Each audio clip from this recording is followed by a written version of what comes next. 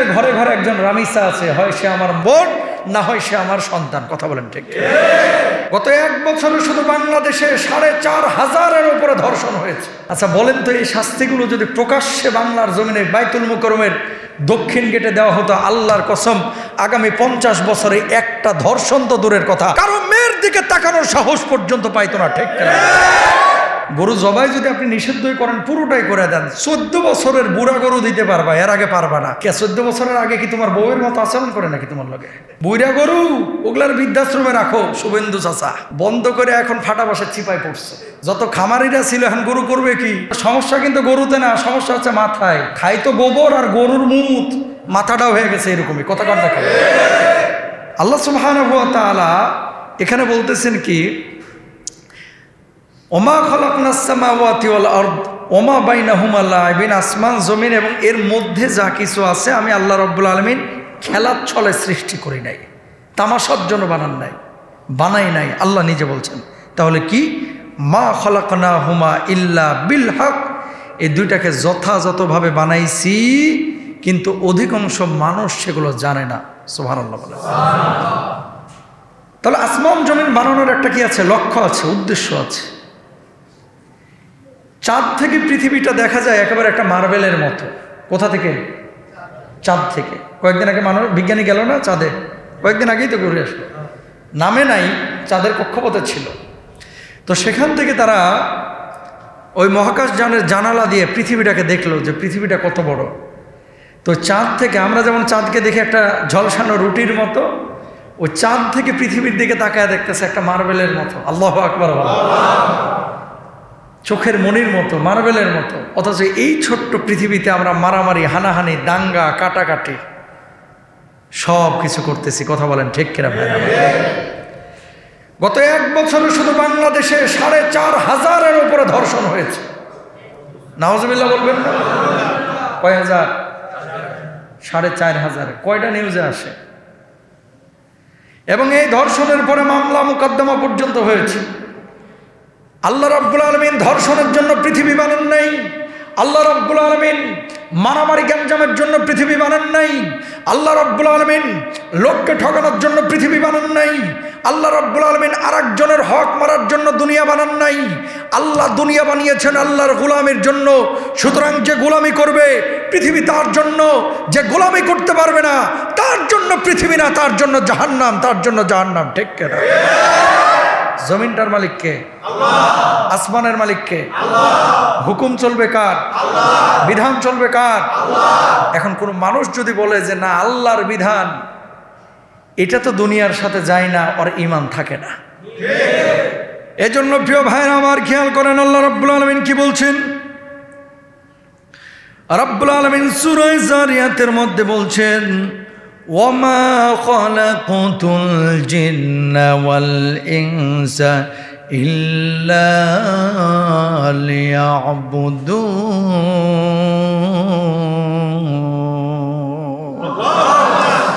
আমি মানুষ আর জিনকে তৈরি করেছি এজন্যই যে তারা আমার ইবাদত বন্দেগী করবে। মা উরিদু মিনহুম মির রিজকিন ওয়া মা উরিদু আন ইউতঈমুন।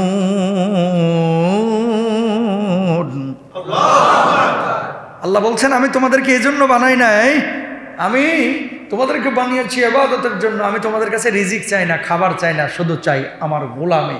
সুবহানাল্লাহ। এই যে ধর্ষণ, কল্পনা করেন রামিসাকে যে ধর্ষণ করা হলো, ছোট্ট বাচ্চাটা, প্রত্যেকের ঘরে ঘরে একজন রামিসা আছে, হয় সে আমার মা, হয় সে আমার বোন, না হয় সে আমার সন্তান। কথা বলেন ঠিক? 1 বছরে 4,000 ঘটনা এরকম ঘটছে। কোনোটা মিডিয়া আসে, কোনোটা আসে না। বন্ধ হবে কবে? স্বাধীনতার 52 বছর হয়ে গেল। বন্ধ ততদিন হবে না যতদিন এই জমিনে আল্লাহর কোরআন দিয়ে বিচার হবে না। বন্ধ সেদিন হবে বাংলার জমিনে যেদিন আল্লাহর কালাম দিয়ে বিচার হবে। কথা বলেন ঠিক? আল্লাহর কালামের বিচার কি? আইয়ু কত্তাল। সরকারের দায়িত্ব হচ্ছে এগুলোকে হত্যা করতে হবে। কাদেরকে? এই ধর্ষককে কি করতে হবে? হত্যা। 2 নম্বর দায়িত্ব হচ্ছে আউ ইউসাল্লাবু, শুলে চড়াইতে হবে। 3 নম্বর দায়িত্ব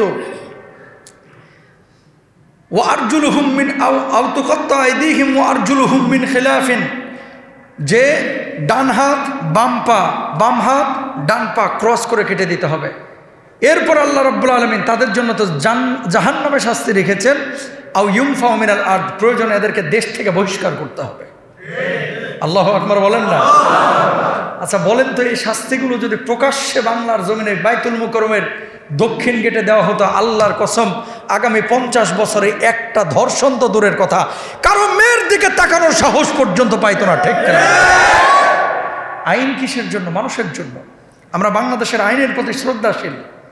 দেখেন, এই কথাগুলো মসজিদে আলোচনা করতে হবে। যদি আলোচনা না হয়, কালকে রামিসা, পরশুদিন আপনার আমার মেয়ে, কথা বলেন ঠিক কিনা ভাইরা? বন্ধটা কবে হবে? ব্রিটিশদের ল বাংলাদেশে ফলো করা হচ্ছে। এই দেখবেন যে আর যদি ফাঁসিও হয়, ওই মিনিমাম 5-7 বছর লাগবে। কথা বুঝছেন? 10 বছর, 5 বছর, 7 বছর। একটা রাষ্ট্র শাসন ছাড়া চলতে পারে না। একটা রাষ্ট্র শাসন ছাড়া চলতে পারে না। শুধু শরীয়তের আইন লাগবে না, আইনের প্রয়োগ লাগবে। সৌদি আরবে হয় না কেন? কারণ জানে কামকর্ম কালকে কল্লাটা দেহ থেকে আলাদা হয়ে যাবে। ঠিক না? এই জন্য প্রিয় ভাইরা আমার, কোরআনুল কারীম এটা কার গ্রন্থ? বাণীটা কার? আরো জোরে কার? পৃথিবীতে কোন জায়গায় শান্তিটা আসবে সেটা ব্রিটিশরা ভালো জানে না আল্লাহ ভালো জানে? ঠিক আছে, বাঙালিদের আল্লাহ যিনি, ব্রিটিশদের আল্লাহ তিনি। তো এই জমিনটার মালিককে, আসমানের মালিককে আল্লাহ নিজে বললেন, ওমা বাইনাহুমা লাইবিন, আমি এগুলো হাস্যচ্ছলে বানাই নাই, তামাশার জন্য বানান নাই। তো যে আল্লাহ জমিনের মালিক, যে আল্লাহ আসমানের মালিক, যে আল্লাহ আমার আপনার জীবনের মালিক, যে আল্লাহ আপনার আমার মৃত্যুর মালিক, সে আল্লাহ জানে কোন আইন দিলে এই জমিনের মধ্যে শান্তি প্রতিষ্ঠা হবে। আল্লাহর কালাম ছাড়া, আইন ছাড়া এই জমিনে কখনোই শান্তি প্রতিষ্ঠা হবে না। তাহলে আপনারা আল্লাহর কালামের পক্ষে না বিপক্ষে? সবাই পক্ষে তো। তার মানে বোঝা যায় আপনারা ঈমানদার। আর দুনিয়ার কোনো মানুষ যদি বলেন, হুজুর নামাজ পড়ছি, রোজা করছি, 15 লক্ষ টাকার গরু কোরবানি দেব, সেটাও ঠিক আছে। হজ করব প্রতি বছর, ওমরায় যাব, রমজান মাসে দামি দামি ইফতার করব, বউ নিয়ে ঘুরতে ফিরতে যাব, বউকে নিয়ে খেলাধুলাও করব, দৌড়ঝাঁপ করব, সব সুন্নাহ মানব, সব বিধানগুলো মানব, আল্লাহর জমিনে আল্লাহর আইন বাস্তবায়ন হোক। হুজুর এটা আমি চাই না। কারণ কেন চান না? কারণ আল্লাহর জমিনে আল্লাহর আইন বাস্তবায়ন হইলে রাত্রিবেলায় আনন্দ পানি দিয়ে গলাটারে সিক্ত করা যায় না। ঠিক কিনা? নামাজ পড়ছেন, রোজা করছেন, হজ করছেন, যাকাত দিচ্ছেন, কিন্তু আল্লাহর জমিনে আল্লাহর বিধান কায়েম হোক, শরীয়ত কায়েম হোক, এটা যদি না চান, আল্লাহর কসম করে বলছি, আপনি ঈমানের গণ্ডির মধ্যে নাই। কিছু মানতেছেন, কিছু মানতেছেন না। কথা বলেন ঠিক কিনা? আমার জীবন, আমার মরণ আমার কাছে যেমন দামি, আমার আল্লাহর কালাম আমার কাছে তেমনই দামি। আল্লাহর কালামের জন্য আমরা জীবন দিতে রাজি আছি। কথা বলেন ঠিক কিনা? সোশ্যাল মাধ্যম আছে, আপনারাও আছেন। রিকোয়েস্ট বর্তমান সরকারের কাছে, আল্লাহ দোহাই লাগে, হাতটা জোর করে বলি, আইন হচ্ছে মানুষের জন্য। তো যে আইন দিয়ে মানুষের উপকার হয়, এই আইন অন্তত ধর্ষণ, জেনা, সুদ, ঘুষ, এই সমস্ত বিষয়গুলো কারেকশন করে শরিয়া আইনটা ঢুকায় দেন। শাস্তি হবে ডাইরেক্ট বাইতুল মুকাররমের দক্ষিণ গেটে। দেখেন একেবারে সোজা হয়ে যাবে ইনশাআল্লাহ। ভাই, এই বিষয়টাকে সাধারণভাবে নিয়েন না। 1 বছরে 4000 ধর্ষণ, তা বাংলাদেশের মানুষ। গালি তো শুধু ইসরায়েলকে দেন, গালি তো খালি ঘানাকে দেন, গালি তো উগান্ডাকে দেন। আমার আপনার অবস্থাটা কোথায়? নৈতিকতা কোথায় চলে গিয়েছে?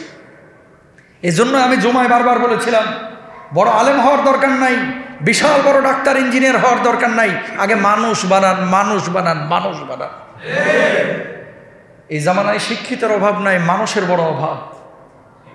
বোঝেন নাই কথা? এই জামানায় শিক্ষিতের অভাব নাই, মানুষ বানানো, মানুষ বড় অভাব। আর মানুষ বানাইতে হলে প্রাইমারি শিক্ষাটাকে ঠিক করতে হবে। দুঃখজনক হলেও সত্য, যারা হর্তাকর্তা, ভালো আছে মানুষ, একটা বাজেট যখন যায়, এই নিচের লোকগুলো 5 জন 7 জন এই কাটতে কাটতে প্রাইমারি স্কুলে ডিম দিচ্ছে, দুধ দিচ্ছে, কলা দিচ্ছে, বিস্কিট দিচ্ছে। হারামখোরগুলো ডিম দেয় পচা, কলা দেয় পচা, এরকম কিছু ঘটনাও নিউজে দেখা যাচ্ছে। তো এই যে শরিয়ার আইন নাই, যদি শরিয়ার আইন থাকতো ওই কলা পচা দেওয়ার কারণে এই বদমাশের 10 বছরের জেল হয়ে যাইতো। কথা বলেন ঠিক? তাহলে চুরি করলে হাত কাটা, এটা কি কল্যাণ না অকল্যাণ বলেন তো? কল্যাণ না অকল্যাণ? ধর্ষণ করলেও যে 4টা শাস্তি যেটা বললাম, দেশান্তরিত করা, ওরা যদি বাহির করে দেওয়া হয়, বা রোহিঙ্গাদের মতো ওই যে নোয়াখালীর চরের মধ্যে ফেলিয়ে দেওয়া হয়, আন্দামান দ্বীপপুঞ্জের মতো, যে ধর্ষণ করছস মৃত্যুদণ্ড হবে 5 বছর পরে, ঠিক আছে, এই 5 বছর দুনিয়ার সাথে তুই থাকতে পারবি না, এখন সাগরের মধ্যে জেলে থাক। মিশরের জেলগুলো হচ্ছে মাটির নিচে। কোথায়? আমাদের জেলগুলো তো মাটির উপরে, মিশরে জেলগুলো হচ্ছে মাটির নিচে। সত্য শাস্তি এই ধরনের অপরাধে যদি দিতে পারেন তাহলে কিন্তু এগুলো বন্ধ হয়ে যায়। আওয়াজ উঠাইতে হবে জাতীয়ভাবে যে আমরা শরিয়ার বা কোরআনের আইন চাই। ইনশাল্লাহ বলেন। মাটির নিচে নিয়ে গিয়ে কিসের এসি ফ্যান? সাপ ছেড়ে দেয়। কি সাপ ছেড়ে দেয়? বুঝ এবার ঘুমা সাপের লগে, আল্লাহ মাফ করুক। মারছে, মারার পরে আবার মাথাটার আলাদা করছে। কল্পনা করতে পারেন কি পরিমাণ সাইকো, কি পরিমাণ মনুষ্যত্বহীন মানুষ। আল্লাহ এদেরকে হেদায়েত দান করুক, না হলে আযাব দিয়ে ধ্বংস করে দেখ। জোরে বলেন। এরপর আসেন প্রিয় ভাইরা আমার, আল্লাহ রাব্বুল আলামিন তাহলে এমনি এমনি বানান নাই, আল্লাহ বানিয়েছেন একটা লক্ষ্য দিয়ে, উদ্দেশ্য দিয়ে। দুনিয়ার বুকে আপনারা কি করবেন? ইবাদত বন্দেগী করবেন। আসমান এবং জমিনের মালিক আল্লাহ, যে আল্লাহ রাব্বুল আলামিন আইন দিয়েছেন সে আইন বাস্তবায়ন করবেন। আল্লাহ রাব্বুল আলামিন দায়িত্ব যখন আপনাকে দেন, বাড়ির মধ্যে আপনি প্রেসিডেন্ট, বাড়ির মধ্যে আপনি অভিভাবক, রাষ্ট্রের মধ্যে আপনি অভিভাবক, এলাকার মধ্যে আপনি অভিভাবক, আপনার কিছু দায়িত্ব আছে। দায়িত্বটা কি? আল্লাযীনা ইম্মাক্কান্নাহুম ফিল আরদি আকামুস সালাতা ওয়া আতাউজ যাকাতা وأمروا بالمعروف ونهوا عن المنكر ولله عاقبة الأمور।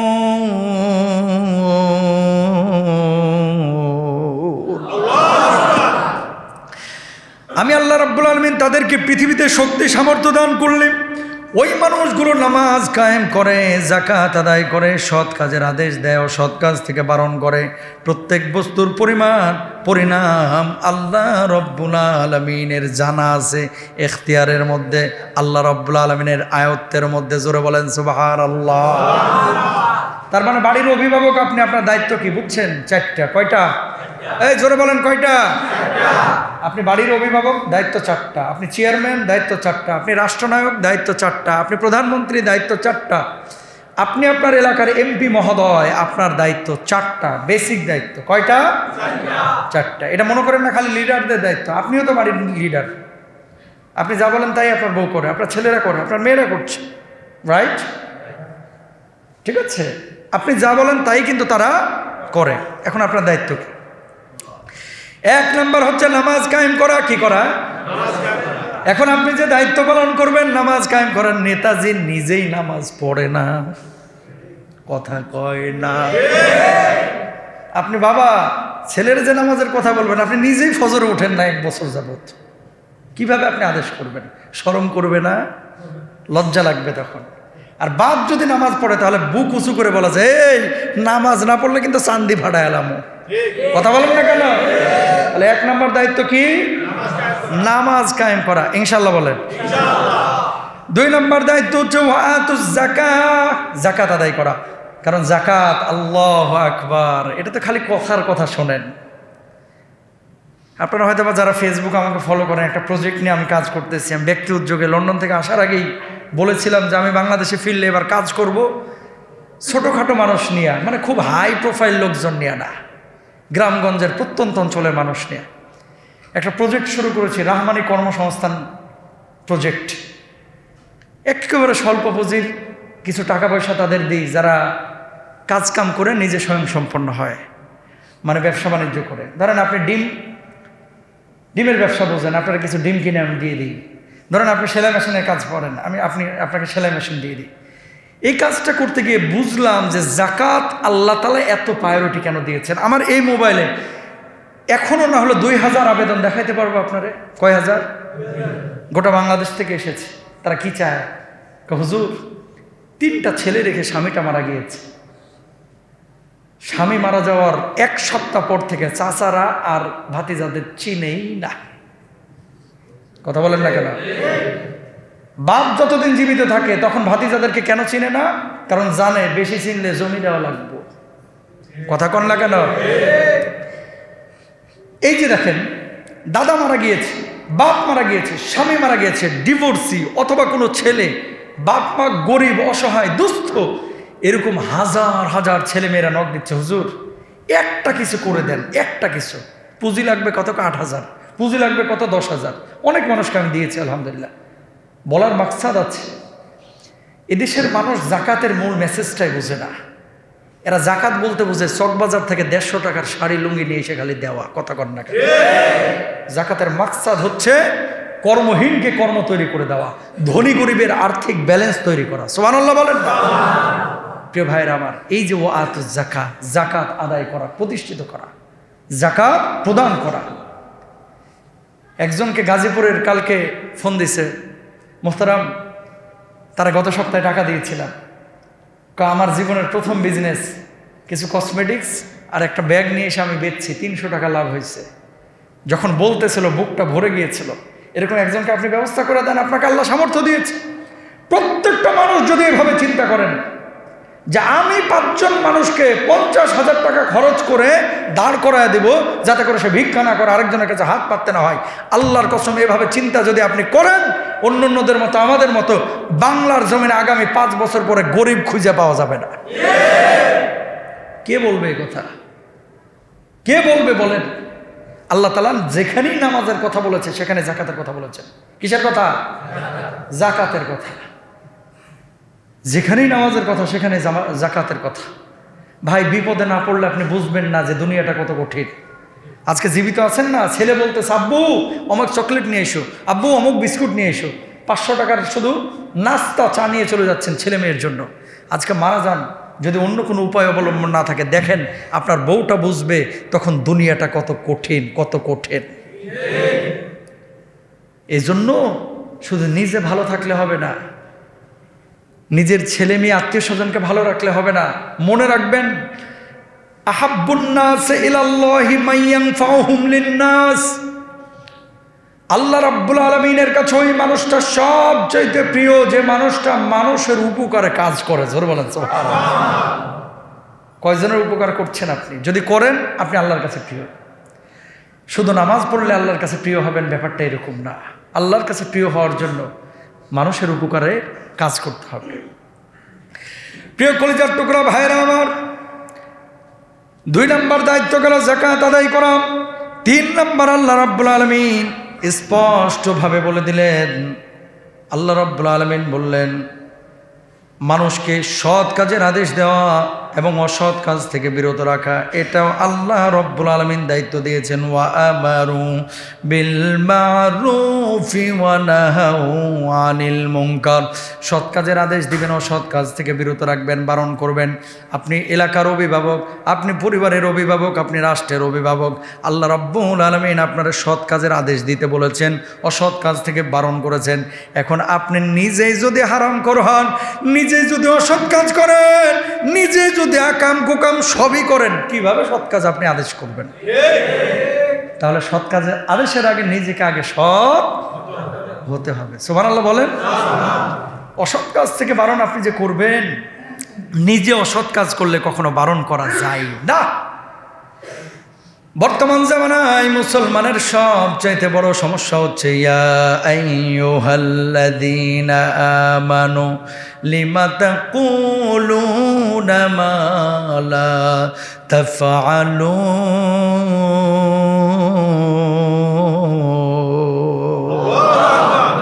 যা নিজে করো না সেটা বলো কেন? এটা নিষেধ। আল্লাহ রাব্বুল আলামিন বললেন, যা তুমি বলো, যেটা তুমি করো, যা তুমি করো সেটা তুমি বলো। কিন্তু আমরা বলতে এক্সপার্ট, করতে এক্সপার্ট না। চাপাবাজিতে একেবারে পিএইচডি করা, কিন্তু কাজের বেলায় ঠুন টোনাটুন। কথা বলেন না কেন? নসিহত করতে বলেন, চাচা 1.5 ঘন্টা নসিহত করবে, ওইদিকে চাচা দাঁড়ায় দাঁড়ায় মুতে। কথা বুঝছেন? অনেক মানুষ এরকম আছে, নিজে সুদ খায়, এদিকে আপনাকে নসিহত করে, বাবা হারামের ধারে কাছে যাও না। কাকা আপনি যে সুদ খাইতেছেন, কথা কন না কেন? আপনি যে সৎ কাজের আদেশ করবেন, প্রেম ট্রেম করো না বাবা, নিজের পছন্দ বিয়ে টিয়ে করো না, আত্মীয় স্বজন যেভাবে দেয় বাপমার পছন্দ মতো করো। কাকা নিজেও কিন্তু প্রেম করে বিয়ে করছিল। এজন্য লিমা তাকুলুনা মা লা তাফআলুন, যেটা আপনি করেন সেটা বলবেন, যেটা করেন না সেটা বলবেন না। এজন্য ইমামতি তাদের জন্য নিষিদ্ধ। কাদের জন্য? যারা মিছা কথা কয়। ওই বক্তা, ওই খতিব এই চেয়ারের অযোগ্য যে মিথ্যা কথা বলে। কথা বুঝতে পেরেছেন? মিথ্যা কথা বলা কোনো ব্যক্তি ইমামতি খতিবি তার জায়েজ নাই, সে নিষিদ্ধ, করবে না সে। তদ্রূপভাবে আপনি যে কথা বলবেন, প্রত্যেকটা কথা বলার আগে চিন্তা করবেন, এই কাজটা যে আমি আমার ছেলেকে বলছি আমি নিজে করি কিনা, এটা যে আমি আমার মেয়েকে বলছি আমি নিজে করি কিনা। আগে নিজে করবেন, তারপর আদেশ করবেন। সেম দায়িত্ব কিন্তু রাষ্ট্রনায়কের, সেম দায়িত্ব কিন্তু আমাদের লিডারদের। যেটা আমি নিজে করব সেটা আপনি আদেশ করব, যেটা আমি নিজে করি না সেটা আমি আদেশ করব না। এই দায়িত্ব কে দিয়েছেন? একটু জোরে বলেন। আল্লাহ সুবহানাহু ওয়া তাআলা। এটা আল্লাহ দিয়েছেন। আল্লাহ সাহায্য কেন আসে না? আল্লাহ রাব্বুল আলামিনের সাহায্য কেন আসছে না? না আসার কারণ হচ্ছে যে আমরা মানুষ, যে মানুষগুলোকে আল্লাহ রাব্বুল আলামিন এই পৃথিবীর বুকে দিয়েছিলেন, পাঠিয়েছিলেন কিছু দায়িত্ব এবং কর্তব্য দিয়ে, কিন্তু মানুষ সেই দায়িত্বগুলো থেকে যখনই সরে গেছে আল্লাহ রাব্বুল আলামিনের সাহায্য উঠিয়ে নিয়েছেন। পারস্য সাম্রাজ্য, যেটা ইরানের এই অঞ্চলটা, সাহাবীরা একবার জয় করার জন্য গেলেন। সাহাবীদের সংখ্যা হচ্ছে মাত্র 30 কি 32,000, 30,000 কি 32,000। ওইদিকে পারস্যিয়ান যে সাম্রাজ্য, তাদের সৈন্য সংখ্যা হচ্ছে 3 লক্ষ। কয় লক্ষ? 3 লক্ষ। মুসলমানদের সংখ্যা 30,000, ওদের সংখ্যা হচ্ছে 3 লাখ। ওদের প্রধান সেনাপতির নাম হচ্ছে রুস্তম, মহাবীর রুস্তম। মুসলমানরা গিয়েছে পারস্য, সেই সৌদি আরব থেকে ইরান তো বহুত দূর, প্রায় 3,500-4 হাজার কিলোমিটার। যাওয়ার পথে দেখা গেল কারো জামা ছিঁড়া, কারো পায়জামা ছেঁড়া, কারো হাতে একটা তরবারি আছে, তাও ভোতা, কোনো ধারটার কিচ্ছু নাই। তো পারস্যের সাম্রাজ্যের যে সেনারা, তারা চিন্তা করেছিলেন 30,000 সৈন্য 3 লাখের কেমনে দমাইবা, আসুক একেবারে মুড়ির মতো চাপা খাইলাম। কিন্তু এরা জানতো না যে এদের ইমানের পাওয়ারটা কি ছিল। আল্লাহু আকবার। পারস্য সাম্রাজ্যে যখন সাহাবীরা 30,000 সৈন্য নিয়ে যাচ্ছিলেন, যেই জায়গায় যুদ্ধ না, খালি ঢুকছে ওই জায়গা থেকে একেবারে লেজ গুটায়া ওই সেনাপতিরা পালাইয়া বলতেছে, ভাই আমাদের যুদ্ধের দরকার নাই, যা লাগবে লয়া তোরা যা। এদিকে যেদিকে মুসলমানরা গিয়েছে ওইদিকে মুসলমানরা জয় করেছে। জোরে বলেন সুবহানাল্লাহ। মহাবীর রুস্তম ওই 3 লাখ সৈন্যবাহিনীর প্রধানদেরকে ডাক দিলেন, এই সৈন্যবাহিনীর প্রধান, সেনাবাহিনীর লিডাররা, কি হয়েছে, তোমরা কেন এভাবে হেরে যাচ্ছ? কিছুই তো বুঝলাম না। অথচ তোমাদের পিছনে আমার কত বড় বড় ইনভেস্ট, কেন তোমরা জিততে পারছো না?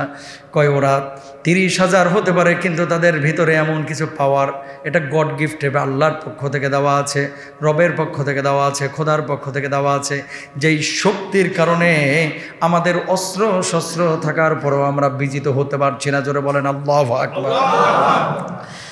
এবার রুস্তম জিজ্ঞেস করলেন, কি এমন অস্ত্র তাদের কাছে আছে যেটা আমাদের কাছে আধুনিক অস্ত্র, অথচ ওদের কাছে নাই এগুলো কিছু, তারপর পারতেছে না কেন? এবার জবাব দিল, 2টা অস্ত্র তাদের কাছে আছে যেটা পৃথিবীর আর কোনো সেনাবাহিনীর কাছে নাই, সেনা প্রধানের কাছে নাই। জোরে বলেন কয়টা? আরো জোরে। এই 2টা অস্ত্র সারা পৃথিবীর মুসলমান দেশগুলোর সেনা প্রধানদের কাছে যদি থাকে, মুসলমানদের কাছে থাকে, সারা পৃথিবীর মুসলমানদের কাজ কেউ হারাইতে পারবে না। জোরে বলেন আল্লাহু আকবার। এবার মহাবীর রুস্তম বললেন, হায় সেনা প্রধান, সেনাবাহিনীর সদস্যরা, তোমরা বলো কি এমন অস্ত্র তারা বানিয়েছে? তারা জবাব দিলেন, হুম বিল্লাইলি রুহবানুন ওয়া বিন্নাহারি ফিরসানুন। তারা রাতের বেলায় যায় নামাজে পড়ে কান্নাকাটি করে, আর দিনের বেলায় ঘোড়ার পিঠে দুনিয়াটাকে তপ্ত করে। জোরে বলেন সুবহানাল্লাহ। কয়টা অস্ত্র? 1 নম্বর অস্ত্র হচ্ছে রাত্রেবেলায় তাহাজ্জুদে আল্লাহর কাছে বলে, আল্লাহ জয় পরাজয় এটা তোমার হাতে, সুতরাং আজকে জীবন নিয়ে যুদ্ধের ময়দানে নেমেছি মাবুদ তোমার জন্য, যদি তুমি কল্যাণকর মনে করো, আমাদেরকে বিজিত করো। সম্পর্কটা কার সাথে করে ফেলাইছে? মালিকের সাথে, আল্লাহর সাথে। আল্লাহর সাথে যদি সম্পর্ক হয়, আল্লাহর কসম, ওই ব্যক্তিকে পৃথিবীর কোনো মানুষ হারাইতে পারে না। জোরে বলেন ঠিক সুবহানাল্লাহ বলেন। রাত্রিবেলায় কান্নাকাটি করে, আর দিনের বেলায় তারা কি করে? ঘোড়ার পিঠে উঠে এই দুনিয়ার জমিনকে তপ্ত করে। ঘোড়া দৌড়াইলে ঠকঠক আওয়াজ হয় না? এটা বোঝাচ্ছে। তো যারা দিনের বেলায় জিহাদের ময়দানে আর রাত্রেবেলায় তাহাজ্জুদের জায়নামাজে, তাদেরকে হারানো পৃথিবীর কোনো পরাশক্তির সম্ভব না। জোরে বলেন সুবহানাল্লাহ। 30,000 সৈন্য নিয়ে 3 লক্ষ সৈন্যের মোকাবেলায় গোটা পারস্য সাম্রাজ্য মুসলমান জয় করেছে।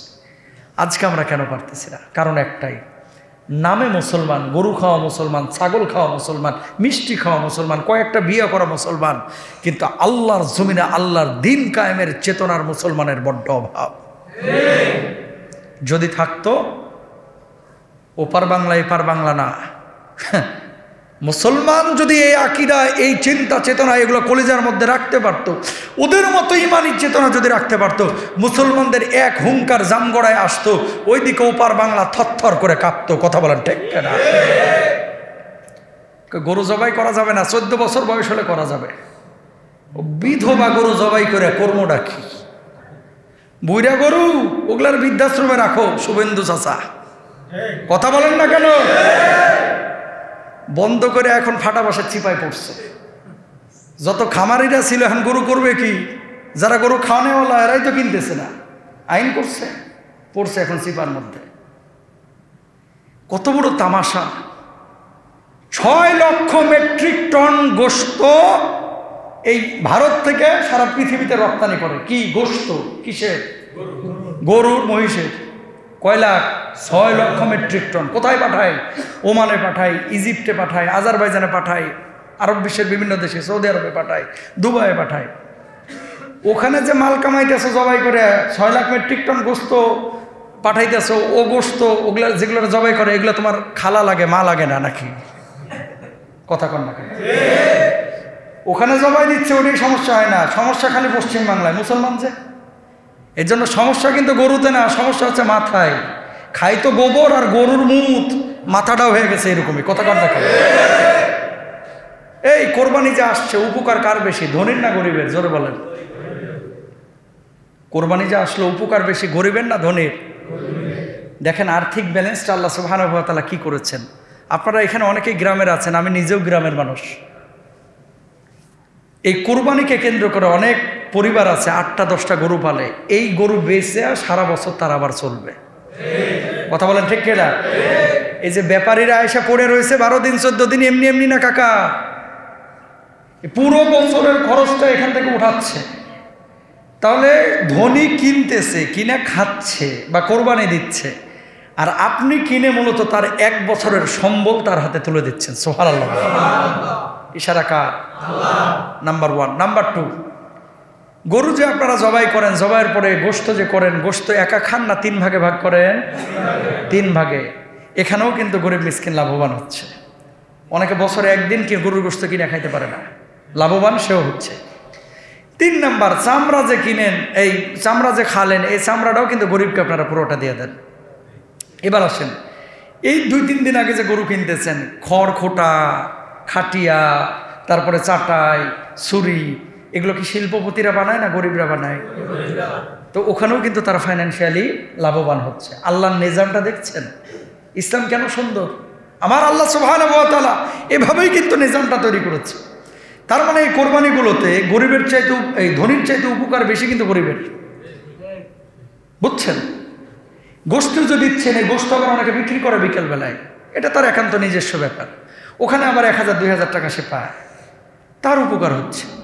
তাহলে আপনি কেন গরু জবাইটা বা কোরবানি দেওয়াটা, গরু জবাই যদি আপনি নিষিদ্ধই করেন, পুরোটাই করে দেন। 14 বছরের বুড়া গরু দিতে পারবা, এর আগে পারবা না। কে 14 বছরের আগে কি তোমার বউয়ের মতো আচরণ করে নাকি তোমার লগে? আল্লাহ এদের মাথায় কি দিছে, এদের বুদ্ধি আল্লাহ যেন হেদায়েত দান করে। আমিন বলেন। কোরবানি এটা একটা ইবাদত, এটা একটা বিধান। এই বিধান নিয়ে তামাশা করার কোনো সুযোগ নাই, ঠিক না?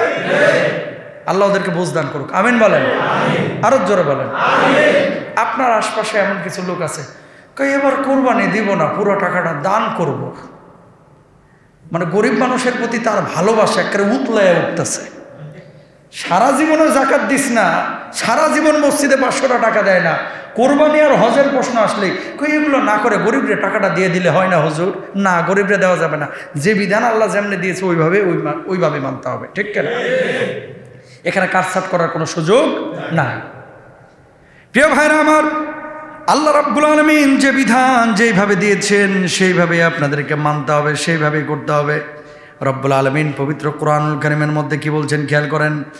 বহু মানুষ কিয়ামতের ময়দানে জাহান্নামের মধ্যে যাবে, জাহান্নামীরা একে অপরকে জিজ্ঞেস করবে, ভাই কোন অপরাধে আজকে তুমি জাহান্নামের মধ্যে এসেছো? কোন অপরাধে, কোন কারণে জাহান্নামের মধ্যে নিক্ষিপ্ত হয়েছো? তুমি কি জানতা, তুমি কি জানো? তখন জবাব দিবে কি, খেয়াল করেন, মা সালাকাকুম ফি সাকর ক্বালু লাম নাকু মিনাল মুসাল্লিন ওয়া লাম নাকু নুতঈমুল মিসকিন ওয়া কুন্না নাখুদু মা'আল খাইদিন ওয়া কুন্না নুকাযযিবু বিয়াউমিদ্দিন।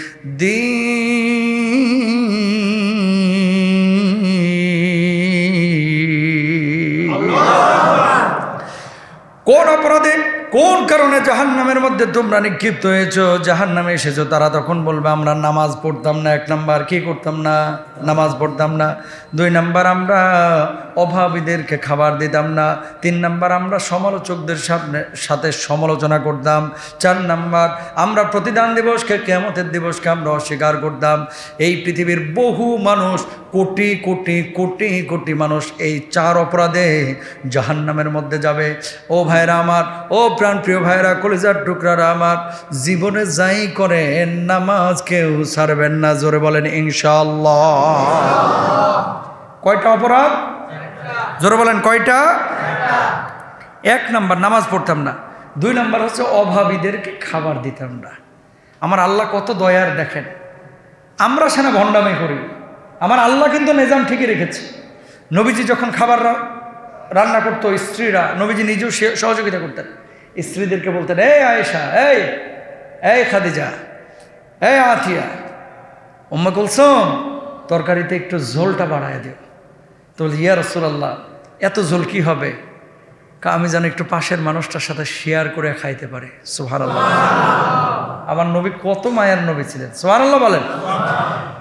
প্রিয় ভাইরা আমার, এই মানসিকতা যদি আপনার কলিজার মধ্যে নিতে পারেন, তাহলে পৃথিবীর কোনো জায়গায় আপনি আটকাবেন না। কারণ এই দুনিয়ায় যে যত বেশি সহযোগিতা করে, আল্লাহ রাব্বুল আলামিন ওই মানুষটাকে তত বেশি সম্মানিত করেন, রিজকের মধ্যে, হায়াতের মধ্যে বারাকা দান করেন। জোরে বলেন সুবহানাল্লাহ। ওমর ফারুক রাদিয়াল্লাহু তাআলা চিন্তা করছে তাবুকের যুদ্ধে, কিরে আবু বকর দেখি প্রতিদিন ফাস্ট হয়ে যাচ্ছে, যখনই নবীজি যা চাই একেবারে নিয়ে এসে সব দিয়ে দেয়, আজকে আবু বকররে আমি ঠেকাই দেবো ইনশাআল্লাহ। আল্লাহ নবী ঘোষণা করলেন, এই কার কি আছে সব নিয়ে আসো, তাবুকের যুদ্ধে যাইতে হবে। সাহাবী রাদিয়াল্লাহু আনহুম আজমাইন যার যা আছে নিয়ে এসে নবীজির সামনে পেশ করলেন। ওমর রাদিয়াল্লাহু তাআলা পুরো সম্পত্তির অর্ধেক নিয়ে এসে নবীজির কদম মোবারকের সামনে ঢেলে দিয়েছেন। জোরে বলেন আল্লাহর নবী বললেন, ওমর কি নিয়ে এসেছো? কি ইয়া রাসূলুল্লাহ, ইয়া হাবিবাল্লাহ, বাড়িতে আর মানে নিজের জন্য কিছু রেখে এসে পুরো সম্পত্তির অর্ধেক আপনার কদমের সামনে রেখে দিয়েছি। সুবহানাল্লাহ বলেন। নবীজি খুশি হলেন। কতক্ষণ পরে আবু বকর আস্তে আস্তে হেঁটে এসেছেন, এসে নবীজির সামনে সম্পদ পেশ করলেন। আবু বকর, তাবুকের জন্য কি নিয়ে এসেছো গো আবু বকর? আল্লাহর নবী, যা ছিল নিয়ে এসেছি। কি নিয়ে এসেছো? আল্লাহর নবী, আমার যা সম্পদ ছিল আজকে বাড়িতে বিন্দু কোনাও রেখে আসি নাই, সব নিয়ে চলে এসেছি। আবু বকর, চলবা কিভাবে? কিভাবে চলবা? ভয় পাইলা না? আমার ঘরে আমার আল্লাহকে, আমার নবীকে রেখে এসেছি। জোরে বলেন সুবহানাল্লাহ। কি মায়া, কি ভালোবাসা, কি ছিল নবী প্রেম! আল্লাহু আকবার।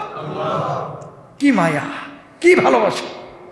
আপনারা কি জানেন, বর্তমান অনেক ডাক্তাররা কিছু কিছু সময় সোশ্যাল মাধ্যমে লেখে, এই যে বড় বড় রোগ, যে ক্যান্সার, টিউমার, হার্ট অ্যাটাক, এগুলো করার পরে সৌদি আরবের এক ভাই বললেন, একজন ডাক্তার, তিনি আর্টিকেল লিখেছেন পত্রিকায়, আমার একজন রোগী আমি দেখতেছি সে মারা যাবে, এমন অবস্থা শরীরের, সে শুধু কাঁদে, সে শুধু কাঁদে, কাঁদে, পয়সা আছে, গোপনে দান করা শুরু করে দিয়েছে। যখন তার এরকম ডিক্লিয়ারেশন চলে এসেছে আর টিকবে না, এরপর উনি আর্টিকেল লিখেছেন যে 4-5 স্টেজে যাওয়ার পরে যেখানে মানুষ বাঁচার কথা না, এখান থেকে সে ব্যাক করলো। আল্লাহ তাআলা তাকে ফিরিয়ে দিয়েছেন, সুবহানাল্লাহ বলেন। তাকে জিজ্ঞেস করা হয়েছিল যে আপনি এমন কিছু একটা করেছেন যে কারণে আল্লাহ তাআলা এই অবস্থা থেকে আপনাকে সুস্থ করেছেন। ওই ভদ্রলোক তখন জবাব দিয়েছে, যখন আমি জানলাম ক্যান্সারে আক্রান্ত হয়ে যাওয়ার পর যে আমাকে আর পৃথিবীতে থাকার সুযোগ আল্লাহ তাআলা দিবেন না, আমাকে নিয়ে চলে যাবেন, আমি আল্লাহর উপরে তাওয়াক্কুল করে গোপনে আমার যা সম্পদ ছিল আমি লাগাতার দান করেছি আমার পরিবারের মাধ্যমে। গোপনে আমি দেখলাম যত বেশি দান করেছি আল্লাহ তাআলা আমাকে তত বেশি উন্নত করেছেন, সুস্থ করেছেন। দাউ মারদাকুম বিসসাদাকা, হাদিসে আছে ভাই, দাউ মারদাকুম বিসসাদাকা। যত বড় দুরারোগ্য রোগী হোক না কেন, যদি বাঁচতে চান সদাকার কোনো বিকল্প নাই। তো এই সদাকার কারণে কিন্তু মানুষ কিয়ামতের ময়দানে ধরা খাবে, বলবে যে আমি কোনোদিন মানুষকে খাওয়াই নাই। সমালোচনা, হুজুরের নামে কেউ সমালোচনা করতেছে, খতিবের নামে করতেছে, চেয়ারম্যানের নামে করতেছে। ভাই, সমালোচনা আপনার সামনে আরেকজনের ব্যাপারে যদি করে কেউ, আপনি ডিরেক্ট বলবেন তার সামনে যা বলো, তুমি আমার সামনে বলতেছো, লাভটা কি? এখানে এই যে জাহান্নামে যাওয়ার একটা কারণ হচ্ছে অহেতুক সমালোচনা করা। যে লোকটা আপনার সমালোচনা আরেকজনের সামনে করতেছে, কালকে আপনার সমালোচনা ওই লোকের সামনেও কিন্তু আবার করবে। মানে আরেকজনের সমালোচনা আপনার সামনে যে করতেছে, আপনার সমালোচনাও আরেকজনের সামনেও করবে। কিন্তু কথা বলেন ঠিক কিনা? এই জন্য গীবত, পরনিন্দা, সমালোচনা, শেখায়ত, এগুলো থেকে আমরা দূরে থাকবো, ইনশাআল্লাহ বলেন। প্রিয় ভাইরা আমার, এই জাহান্নামের মধ্যে আল্লাহ সুবহানাহু ওয়া তাআলা, সুবহানাল্লাহ, জাহান্নামে যেমন মানুষকে দিবেন জান্নাতেও কিন্তু দিবেন। আচ্ছা, আল্লাহ যদি আপনার কোনো কাজের কারণে হেসে দেন, আপনি একটা কাজ করেছেন আল্লাহ হাসতেছেন, এটা পৃথিবীতে জীবনে এর চাইতে বড় পাওয়া কি আর কিছু আছে ভাই? যে আপনি একটা আমল করেছেন, আল্লাহ আমলে খুশি হয়ে হেসে দিয়েছেন, সুবহানাল্লাহ বলেন। এর চাইতে আর কোনো পরম পাওয়া আছে? নাই। আল্লাহু আকবার। 3টা কাজ যদি মানুষ করে, দেখেন সময় শেষ তো, আমি সংক্ষেপে বলে দিচ্ছি। আল্লাহ রাব্বুল আলামিন বান্দাদের এই 3টা কাজ দেখে আল্লাহ তাআলা নিজে হেসে দেন। 1 নম্বর হচ্ছে রাজুলুন কামা মিনাল লাইল ওয়া তারাকা ফিরাশুহু ওয়া দিফাআহ। ওই ব্যক্তি, যে ব্যক্তি রাত্রিবেলায় ঘুমিয়ে আছে, গভীর ঘুম, এই ঘুমন্ত অবস্থা থেকে সে হঠাৎ জেগে উঠেছে, জেগে উঠে ঠান্ডা পানি দিয়ে অজু টজু করে, গোসল টোসল করে, গোসল দরকার হলে করবে, না হলে অজু করে মুসল্লায় দাঁড়িয়ে গিয়েছে, তাহাজ্জুদের নামাজ পড়ছে আর চোখের পানি ছেড়ে দিয়ে আল্লাহর কাছে কাঁদতেছে। ঠিক ওই মুহূর্তটা আল্লাহ ফেরেশতাদেরকে ডাকে, এই দেখো দেখো, তোমরা না বলছিলা যে এদের বানায়েন না, এরা মারামারি করবে, ওই যে দেখ, ঘুম বাদ দিয়ে আমার সামনে দাঁড়াইয়া চোখের পানি ছেড়ে কান্না করতেছে। ও ফেরেশতারা সাক্ষী থাক, আমি আল্লাহ রাব্বুল আলামিন ওর জীবনের সব গুনাহ খাতা মাফ করে দেব। এরপর আল্লাহ তাআলা মুচকি হাসি দেন, বান্দারে, তুই আমাকে আজকে ঠান্ডা করে ফেলেছিস, আমার রাগকে তুই প্রশমিত করে ফেলেছিস, যা আমি আল্লাহ রাব্বুল আলামিন তোর জন্য জান্নাতের গ্যারান্টেড হয়ে গেলাম। নাম্বার 1 নম্বর। তাহলে এই কাজটা করা দরকার আছে না নাই? 2 নম্বর, ওয়ারাজুলুন কানা ফি সারিয়াতিন ওয়া লাকাউল আদুওয়া ফাআনজামাহু আসহাবুহু। যে ব্যক্তি আল্লাহর পথে শত্রুর সাথে সম্মুখ যুদ্ধে রত আছে আর তার সঙ্গীরা শত্রুর মোকাবেলায় পরাস্ত হয়ে পড়েছে, এরপরও সে অটল অনড়ভাবে প্রাণপণ লড়াই করছে, অবশেষে সে শহীদ হয়ে যায়। সুবহানাল্লাহ। যুদ্ধের ময়দানে গিয়েছে ইসলামের জন্য, যাওয়ার পরে দেখলো যে আমাদেরকে কাটিয়া শেষ করে ফেলাইছে, আমরা পরাজিত, তারপরও সে পালাইলো না, হাসি মুখে শাহাদাত বরণ করলো। আল্লাহ ওই সময় মুচকি হাসি দিয়ে বলে, আমি তোর জন্য জান্নাতের গ্যারান্টেড হয়ে গেলাম। সুবহানাল্লাহ। এই সময় আল্লাহ রাব্বুল আলামিন হাসেন। 3 নম্বর, ওয়ারাজুলুন সাররা লাইলাতাহু হাত্তা ইযা কানা ফি আখিরিল লাইল নাযালা হুয়া ওয়া আসহাবু। যে ব্যক্তি কোনো যাত্রী দলের সাথে নৈশ যাত্রা করে, রাতের শেষ ভাগে যখন যাত্রীরা বিশ্রাম করতে ঘুমিয়ে যায়, তখন সে রবের দরবারে নামাজে দাঁড়িয়ে যায়। আল্লাহু আকবার। মানে আপনি সফর করে বাড়িতে গিয়েছেন, যাওয়ার পরে ধরেন কোনো একটা জায়গায় আপনারা সফর বিরতি করেছেন, কেউ অসুস্থ হয়ে গেছে অথবা কেউ বিশ্রাম নিচ্ছে, তারা ঘুমাচ্ছে, আপনি দাঁড়ায় দাঁড়ায় নামাজ আদায় করছেন। মানে আপনার শরীরে ক্লান্তি থাকা সত্ত্বেও আপনি যে দাঁড়ায় দাঁড়ায় আল্লাহর কাছে নামাজ আদায় করে কান্নাকাটি করছেন, ওই দৃশ্য দেখে আল্লাহ রাব্বুল আলামিন মুচকি হাসি দিয়ে আপনার জন্য জান্নাতের গ্যারান্টেড হয়ে যান। সুবহানাল্লাহ। তা আল্লাহর হাসি কথা সহজে শোনা গেল, এটা যে কত বড় বিশাল ব্যাপার, এটা আপনি কল্পনা করতে পারবেন না ভাই। এটা করতে পারবেন সেদিন যেদিন কিয়ামত হবে। সুবহানাল্লাহ। এই কাজগুলো করার চেষ্টা করবেন ইনশাআল্লাহ। 2-5 মিনিট কোরবানির কিছু মাসালা বলে আজকের আলোচনা শেষ করব। নাম্বার 1, কোরবানির গোশত 3 ভাগে ভাগ করা জরুরি কি না? 3 ভাগে ভাগ করা মুস্তাহাব। এখন যদি একটা ছোট্ট ছাগলের বাচ্চা কোরবানি দেন, একেবারে ছোট, গোশত হয়েছে 6 কেজি, আপনার পরিবারের সদস্য হচ্ছে 17 জন, বন্টন না করে একাও খাইতে পারবেন, মানে পুরো পরিবারের সদস্যদের নিয়ে। তবে বন্টন করাটা মুস্তাহাব, এটা আল্লাহ পছন্দ করেছেন, এই জন্য আমরা করি। ফাকুলু মিনহা ওয়া আত'আমুল বাইসাল ফাকির, নিজে খাও, আত্মীয় স্বজনকে খাওয়াও, আর কি করো, এই গরিব মিসকিনকেও দাও, এটা উত্তম। এখন যদি পুরোটা খায়া ফেলান, নিয়ত করেছিলেন যে কোরবানি দেবো আল্লাহর জন্য, কিন্তু খায়া ফেলছেন, কোরবানি হবে কিনা? আপনার হৃদয়ের চিত্র তো হুজুর জানবে না যে আপনি কি কারণে দিয়েছেন। যদি মাকসাদ হয়ে থাকে গোশত খাওয়া, হবে না কোরবানি। আর যদি উদ্দেশ্য হয় কোরবানি আল্লাহর জন্য দিয়েছি, এরপরে গোশত খেয়েছেন, কোরবানি কিন্তু হয়ে যাবে।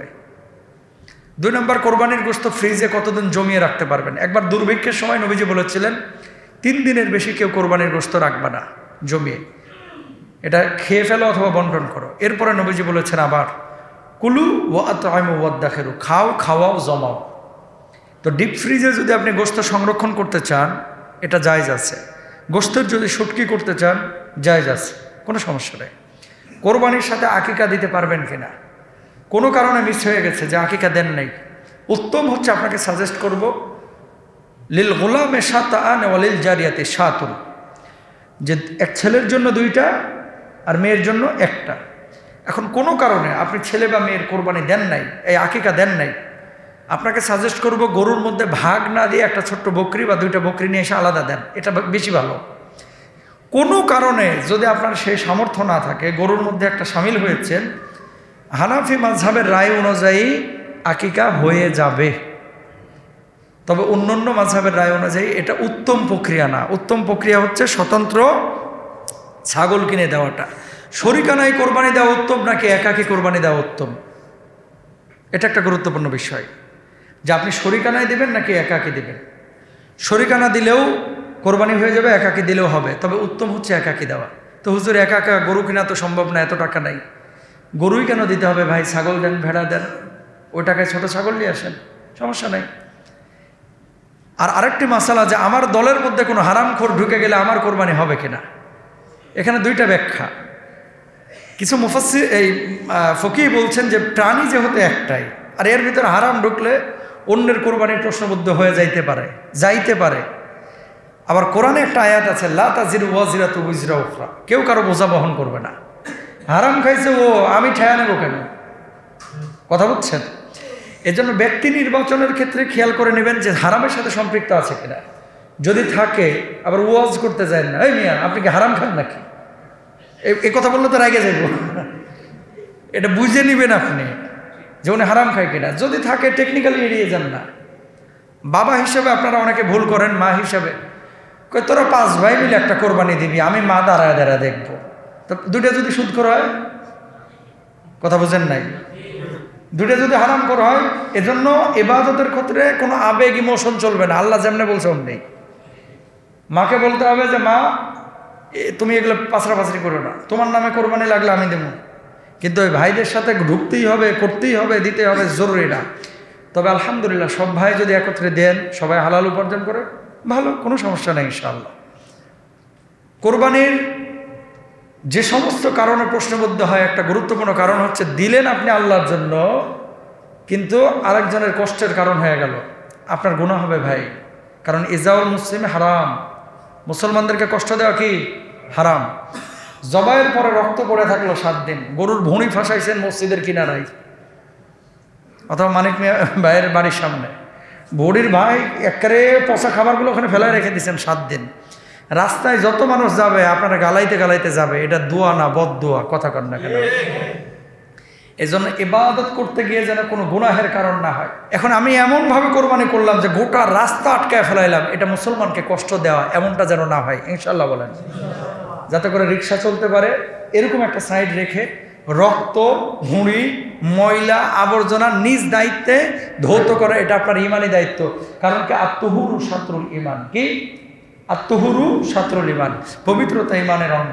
আপনি ভুঁড়ির এই উচ্ছিষ্ট ফেলায় রাখলেন, রক্ত ফেলায় রাখলেন, একজন নামাজি হাইটে আসতে লাগে, তার লুঙ্গি নাপাক হয়ে গেল, তার জামা নাপাক হয়ে গেল, দায়ী থাকবেন আল্লাহর আদালতে। আপনি খেয়াল রাখবেন ইনশাআল্লাহ। আল্লাহ তাআলা আমরা যা কিছু শুনলাম বুঝে বুঝে আমল করার তৌফিক দান করুন।